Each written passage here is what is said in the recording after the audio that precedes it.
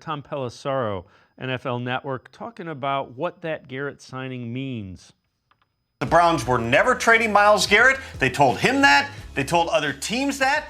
In the end, for Myles Garrett, it was a matter of, was he really going to sit out into the season if he was still a member of the Browns, or was he going to do what the Browns had stood ready to do from the start, which was make him the highest paid non-quarterback in NFL history? That is the path that was ultimately chosen. It is a 4-year, $160 million contract extension for Myles Garrett. In addition to the 2 years that he already had left on his old deal, Myles Garrett now locked up in Cleveland through 2030 when he will be 35 years old. In essence, the Browns are going to get what they said after Myles Garrett's trade request is what they ultimately had always wanted, which was Myles Garrett going from Cleveland to Canton, where he is a pretty good bet to end up in the Pro Football Hall of Fame. Some of the other numbers on this deal, he gets $122.7 million in total guarantees, $88.8 million fully guaranteed at signing. This sets a very high bar, not just for other pass rushers, guys like Micah Parsons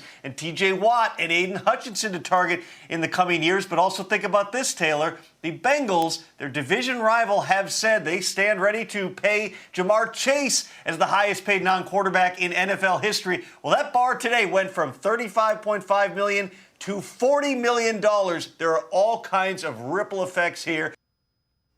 With that, let's welcome in Jeff Lloyd, host of Browns 3D on the Orange and Brown Report. Jeff, we'll get to that in a minute because we'll hear that what he's referencing with Duke Tobin. This was the outcome that we kind of expected just because the Browns couldn't take the $36 million dead cap hit that it would have taken to trade their best player, and they feel like they can compete somewhat.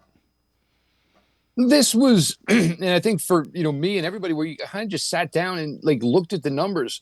Look, you could have tried to do this and sensationalize it like a lot of the national media did, and I don't understand why the Browns won't do this.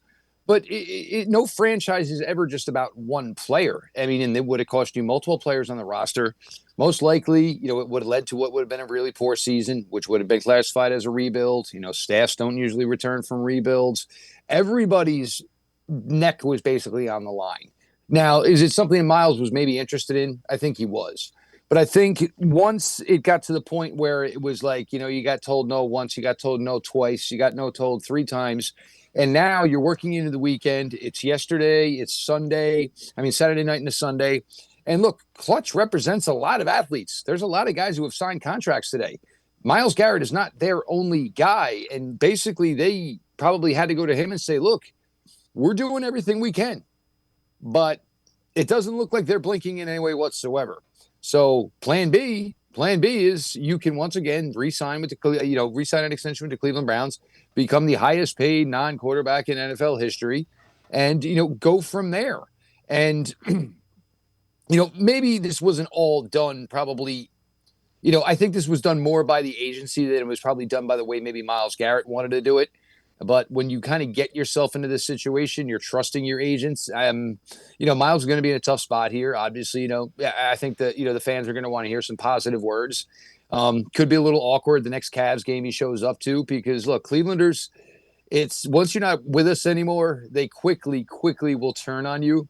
And I don't think anybody truly thought he was leaving, but it was almost the fact that, like he said he wanted to, that probably hurt some people rubbed some people the wrong way.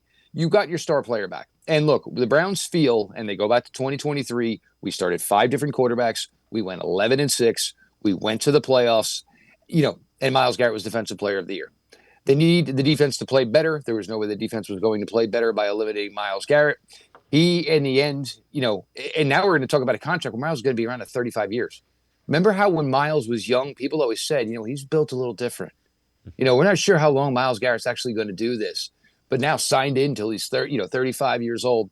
Everything got done. It was certainly a messy way around getting to it. But I kind of give some kudos here to the Browns. Yep. Because I think they just put out the way they wanted to handle this. And then even when Jimmy's name got brought into it and Jimmy said, whoa, I don't do this anymore. I have football people. Go talk to the football people, which we're going to tell Myles the same thing. I'm sure Jimmy was going to tell him the same thing that he had heard from Andrew Berry. Look, it got done. Is there some mending to do? Yes, but the Browns have a lot more bigger fish to fry right now. Yeah, absolutely. And you know what? First 3-sack game he has, fans will love him again. It's the way it works. Sure. It's just the way it works.